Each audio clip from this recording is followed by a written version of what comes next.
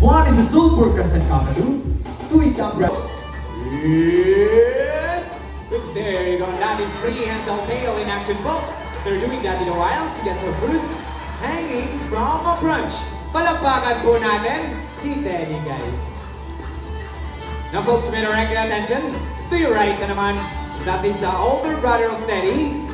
Yes po, dito po tayo sa okay, nalaman po natin si mga folks. Alright, again po, we promise you.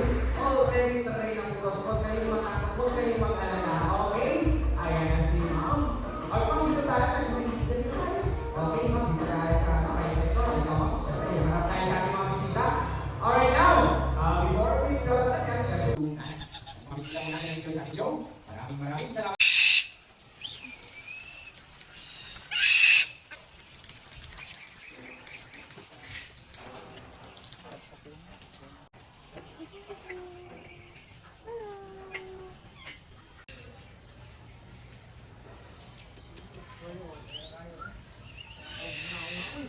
Ang ganda ng mukha niya.